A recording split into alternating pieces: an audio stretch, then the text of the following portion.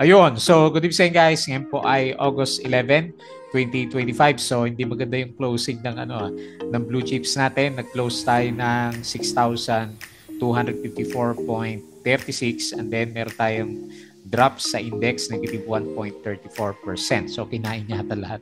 May plus yung galaw natin kasi malakas yung sipa niya pero the rest ng mga blue chips natin sobrang hina o baka epekto na rin ng ghost month or pwede rin hindi pa rin bumabalik sa Philippine market yung mga traders natin sa crypto at saka sa US market. Kasi yung futures nila, so nung Friday maganda yung galaw ng US market. Pero yung futures ng US market, okay siya. And then medyo sumipa na naman si crypto natin, di ba? So spike na naman siya, 121K na naman si Bitcoin natin. So dito sa Philippine markets, marami sa mga big caps is laglagan siya. Pero meron siyang surprise na net foreign buy. So tignan natin kasi alam ko pre-close to eh. Pre-close ng market negative mga 60 million, negative 60 million.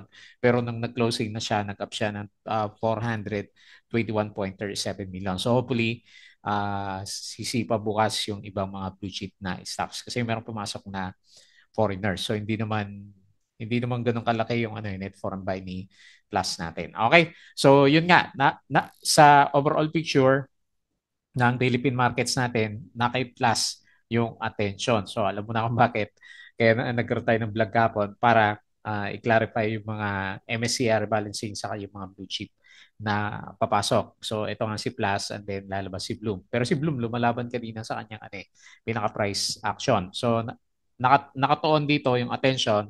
So nag-up or gap up ulit si Plus natin. Nag-up siya ng 21.38%. Ayan, verde na ulit yung alaga natin dito. Hopefully, dumiretso siya. So, meron siyang 38.53 million net foreign buy. And then, si Top is, ito naman, nag-drop. Profit taking na yata kay Top. Negative 10.8%.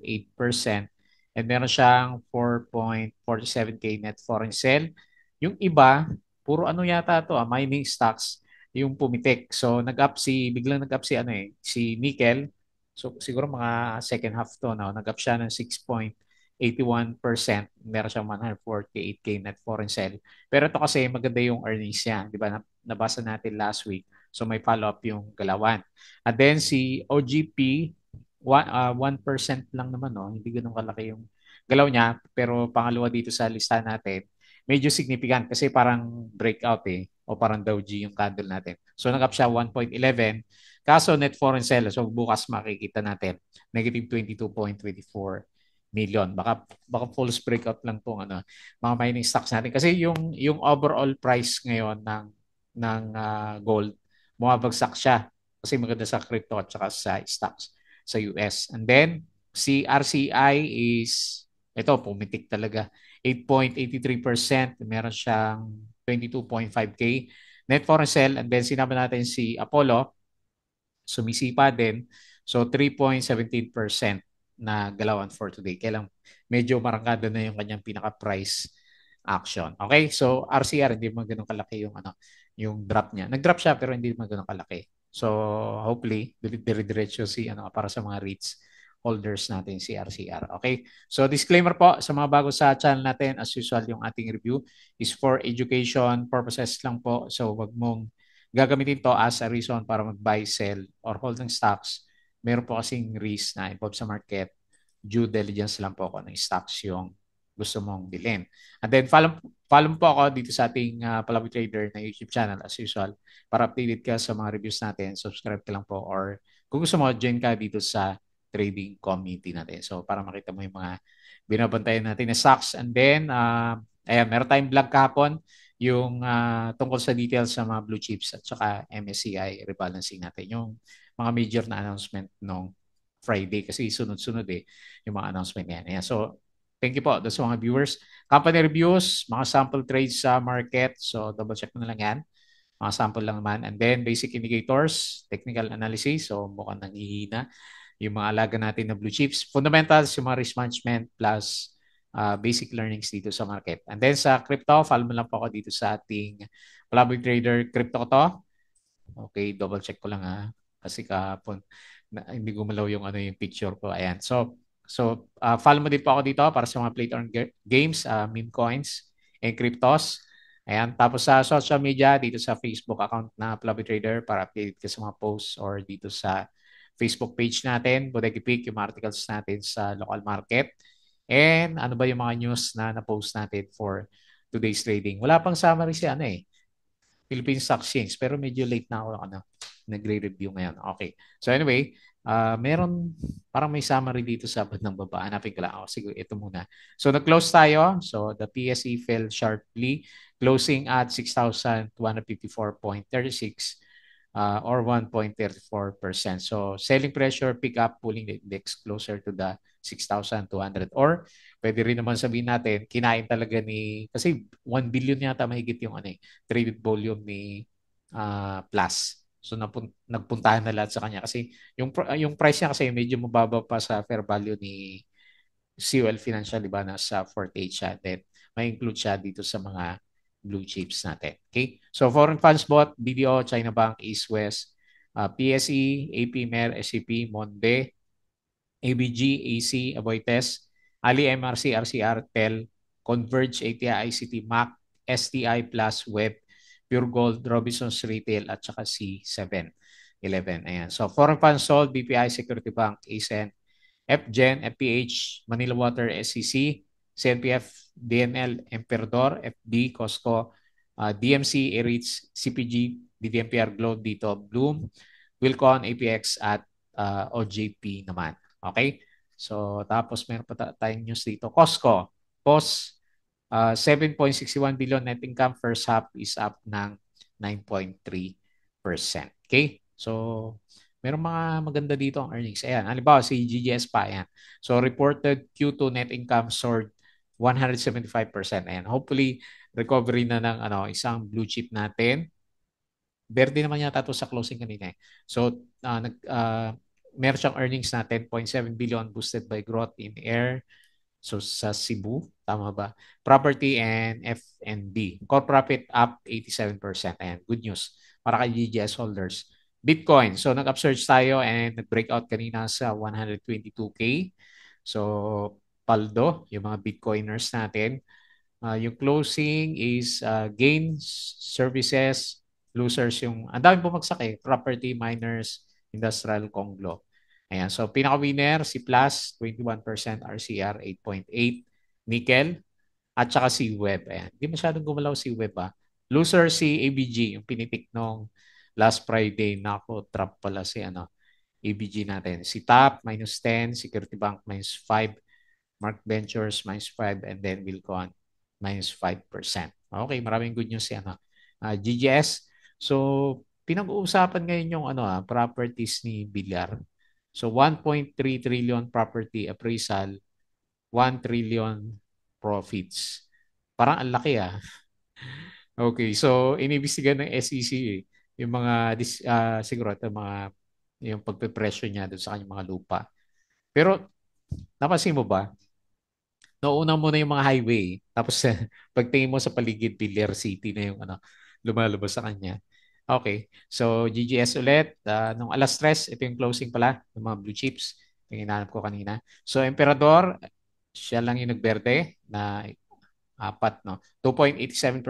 GGS, ayan, nag-green pala siya. 1.96%. ICT, 0.2%. And LTG, 0.15%. Okay? So sa losers, URC, 'di ba natanggal sa MSCI rebalancing. Hindi hindi naman sa blue chip, sa MSCI rebalancing. And then SMPH -3.75, daming lumagapak Aboites. Ito oversold na to si Aboites -3.22, San Miguel -3.08, Converge -3%, BPI -2.81%. Okay? So, yun yung galawan. Nung alas 12, pinakatinamaan si mining. Pero di ba na umakyat si nickel? So, baka nagbago na to. Property siguro, yung medyo bumagsak. Bitcoin, ayan. So, nag-upsurge kanina umaga. ICT shares up with strong earnings and domestic port. Expansion updates continues to show dividend plus growth profile. Petron won 44 million tax case, modest but positive. Laki nun So tax pa lang yan, no? Razon, Back, Manila Water finalize 37.8 billion Wawa Dam takeover on September. Robinson Land, Q2 net income up 7%. Ayan, hopefully makyat din to. Noong alas 2, mapula lahat. Ayan. GGS lang, Emperador at saka ICT yung nagbiberde. Okay. So meron tayong upcoming dividends, Alter, August 13, yung ex-date, at saka si EUB, August 14 naman. Ayan. So check na lang magkano yung percentage na yan. ASN says it has postponed its planned stock price offering. Ayan, buti naman. Due to the revised scheduling of its capital expenditure in a number of mistake of markets in Southeast Asia. Ayan. So wala na yung stock offering niya. Tingnan natin. Pero yung earnings niya kasi medyo baba. Okay. DG Plus surge sa opening ba to? 21.56% to 32 in the morning session after the PSC announced its inclusion. Index effective, ayan, August 18. So wala pa 18. So pwede pa markada. Pwede, ganun ba? So pwede, di ba? Depende na lang kung anong gagawin ng mga traders natin. Alas 12, Bloomberry lang at saka Emperador yung verde. Dami nalaglag sa mga blue chips ulit. Ayan, no? Lalo na kanina umaga. So, laglagan talaga. So, meron kakaibang news dito sa Nvidia AMD to pay 15% of China chip sale revenues to US government. So, talagang tinitira yung mga semicon, di ba? So, anyway, tataksan niya. Ali plans 50 billion fundraising plus Bloom Web. Si Web nag 5% pala kanina umaga. Si Bloom, nag-negative to tapos bigla na positive, di ba? Tapos si Senator Erwin Tulfo says the Senate will take a hard look this week at whether the Philippines should rein in or shut down online. Pero malinaw na, di ba? Wala naman shutdown. A booming industry that brings in billions for public programs but has also been linked to social problems. Ayan. Robinson Land, Q2 net income up 7%. Okay, Cebu Pacific, maganda yung earnings yan, di ba? Tapos Manila Water, okay na yan, ICT. FGen, seeking 15-year extension of this power purchase agreement. DG Plus, kanina umaga yan. Ayala's Healthcare bet is getting a big lift. AC Health, okay. Plus ulit, ang daming kwento ni Plus. OPM, SM, Fruit, AGI, share buyback and then post natin kahapon. So yung mga hindi pa nakakalam ko anong nangyari sa market, pwede yung tignan. Blue chips at saka MSCI rebalancing. Okay? So, yun lang. And padalasas ulit. Ayan. So, yung mga hindi pa nakasama sa group natin, pwede po kayong sumali dito kung gusto mo ng guide sa trading sa Philippine markets. Open po yan. So, especially yan, medyo kaka-start of the month pa lang tayo. Okay? So, tingin tayo dito sa Philippine markets. Naku, medyo mahina. So, pero ganoon naman na talaga, 'di ba? So napapansin niyo naman na kada review natin, sideways lang ang binabanggit natin. At ayun, may tendency pa pala na mag-pullback pa si Philippine Stock Exchange. Ayan. So lumalabas na mahina yung RSI level below 50 and ayan, baka tumuloy din yung MACD formation. Pero tingnan natin bukas, hopefully good sign kahit papaano yung nakita natin na 421 million net foreign buy. Ayan. So, nagsibalikan ulit. Baka ipapump ulit and then saka ulit magpa-profit taking. Kasi wala siyang walang trend yung market. So, actually, pa-downtrend nga siya for the short term, di ba? So, negative 1.34%. Okay. So, di lang tayo sa mga winners and losers. So, yung may volume yun lang titignan natin. So, plus, nako, ang ganda ng kandila ng alaga natin. So, 21.38% up. Tapos si RCI, ganda rin ng galaw na ito. 8.8% up si Nickel. Nagka-volume na rin, no? Okay, hopefully tuloy na to. 6.84%. Maganda dito. Meron siyang parang gap dito eh. Tapos si Apollo, tingnan natin. Baka may trend na. Trend o trap? 3.17%. Tapos si Emperador, makakabalik na siya, oh. Diba? So, nagparang to eh. Nagparang gap and then finil niya. Laki din yan, saglit. Sukatin natin ito kasi hindi kasama sa review. Ayan, 38%. Laki. Si Web, 2.56, parang nauuntog. Lipanto, Ayun, na Dow G, 2.31. Kasama ba sa review? Hindi kasama. GGS, okay. So, mukhang gumaganda yung ano nito yung pinakakwento niya, no? 1.96%. And Shell PH, so diretso pa rin siya kahit na overbought na 1.39%. So, sa mga losers, si ABG, so, nako, trap lang pala to. Hopefully, hindi ka nakalabas ka na. Kasi, nung ano to ano pala to, December, no, nag-stop yung ano niya, nag-hold. Tapos nung binuksan, nag-up, ayun, trap. Okay, so kaya medyo mahirap pa sumabay minsan sa mga ganyan eh. Negative 29.9%. Ayan, malamig. So, bandang taas, si top minus 10.8. Nako. Okay, nasa support siya. So, tingnan natin bukas. Tapos si Security Bank minus 5%. Nagkatakutan na. Kinain niya lahat ng ano ng gains niya ng ilang linggo isang araw lang.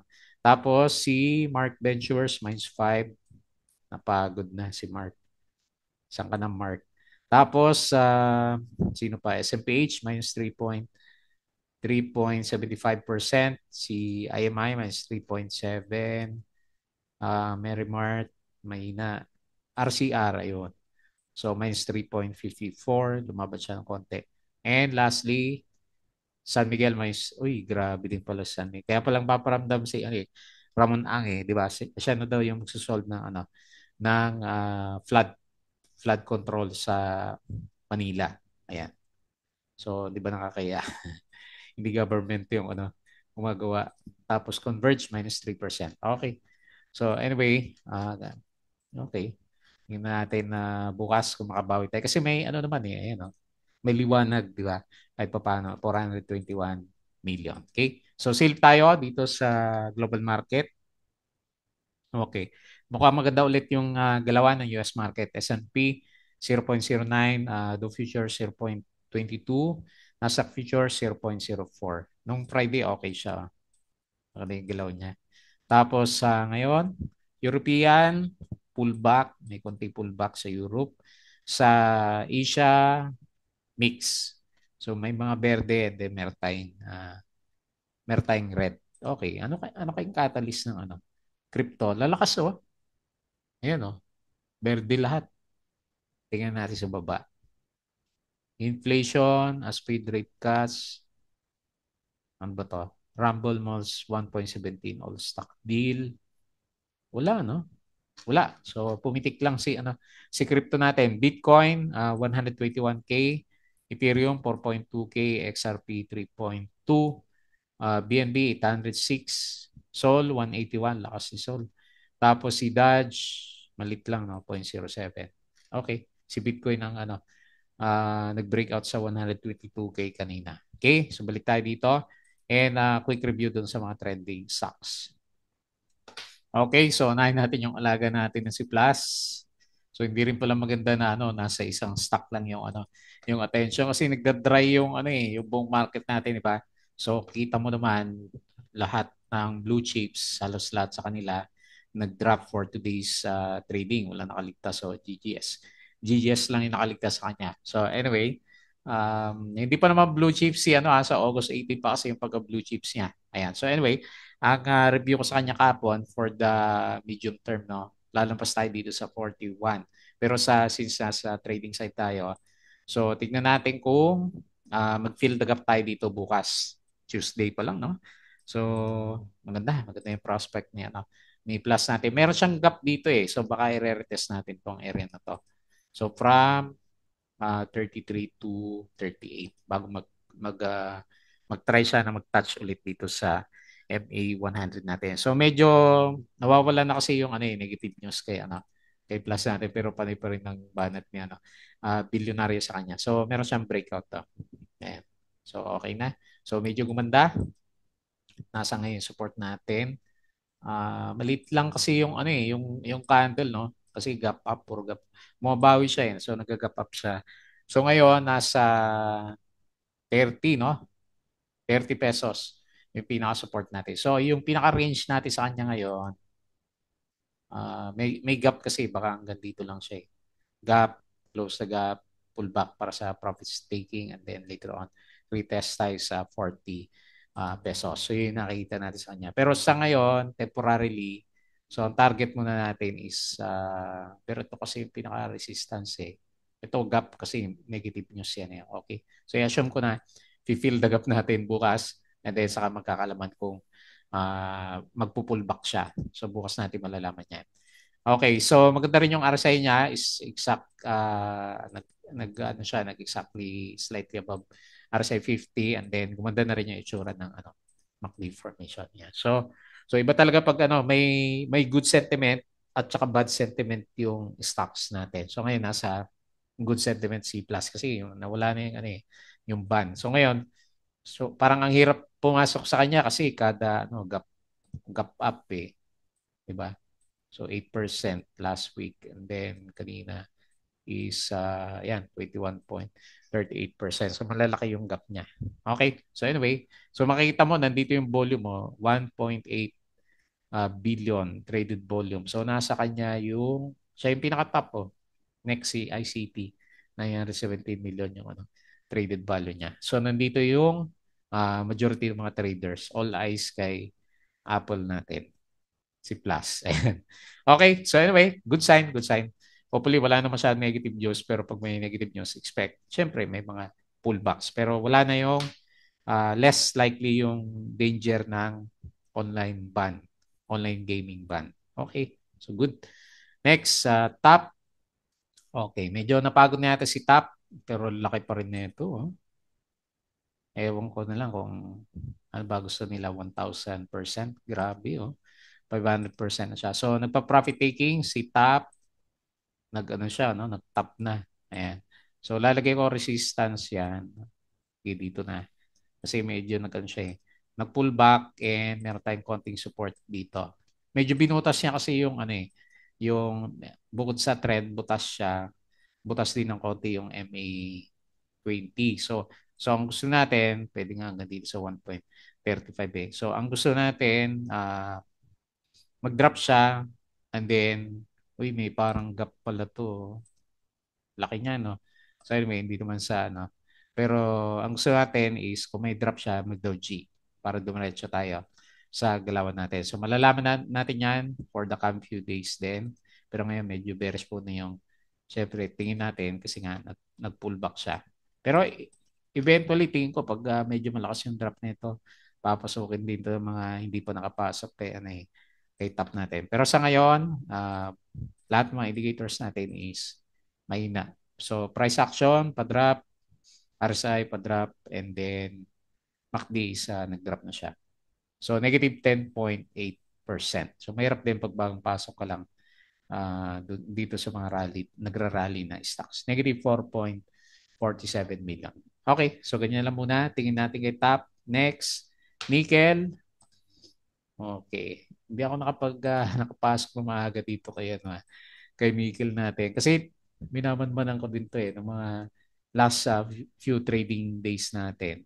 Inaantay ko na mag-break siya dito sa MA 100. So anong oras ba yung niya? Ano ba yung price natin sa MA 100 is 2.4 para makita natin yung galaw niya.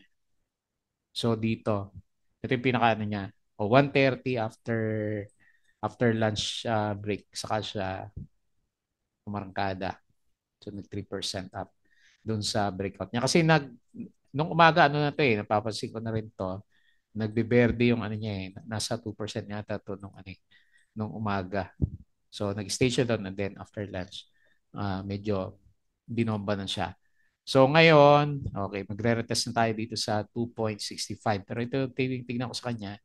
So meron siyang gap dito na gustong i-fill dito sa around 3. Ayan. So anyway, good vibes naman tayo dito kasi okay yung second quarter earnings niya, 73.85%. Okay? So support, hopefully hindi siya bumalik dito sa MA 100 na sa 2.38.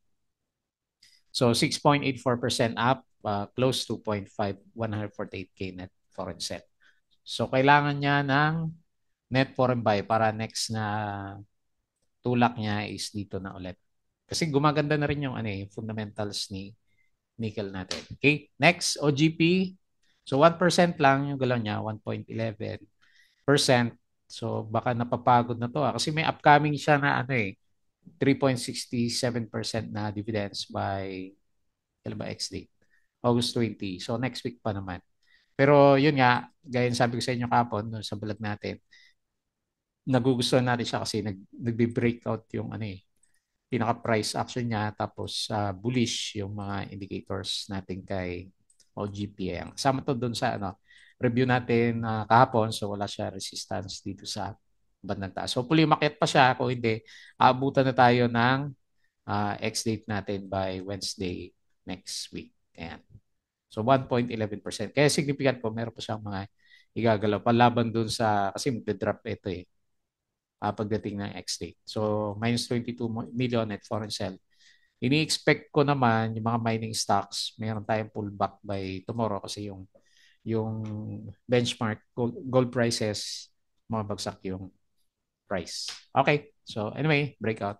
Next, RCI. So tinuloy na niya. Panalo si ano. RCI natin, no? Halos 20% na yung ano, doon sa breakout area. So, on the way na siya. Magre-retest na dito sa ano. So, parang ganun din, no? Laki ng channel niya eh. Oh, nakailan to? 1, 2, 3 na ano, round si RCI and then yung isang galaw niya nag-average ng 30%. So, galing. Okay, so on the way na siya. Retest ulit sa bandang taas. Kaya niya ano, pumauntog na naman. Kasi medyo malakas yung ano medyo malakas na resistance tong ano. Kaya most likely meron siyang konting rejection yan pag nag-touch siya. So 4.11 resistance, 8.8% up, nag-close siya 3.82 pesos. So lahat ng indicators is very good. May follow pa pala yun. No? So nag-flag, and then ganun yung ginagawa niya, umakyat. And then, lastly, si Apollo. So, parang flag formation din siya, kaya napapansin ko yung price action niya. So, on the way na siya ulit for breakout dito sa 0.007. Wala man tayong balita dito.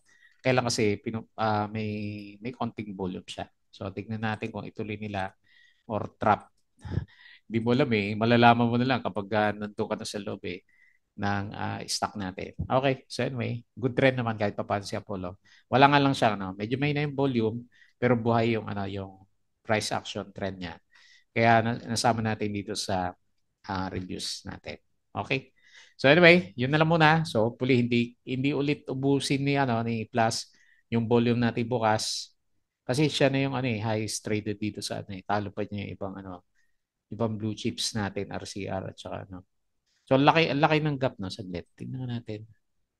Ayan, 1.8 billion. So, tinalo niya sina SM, BDO, Metrobank.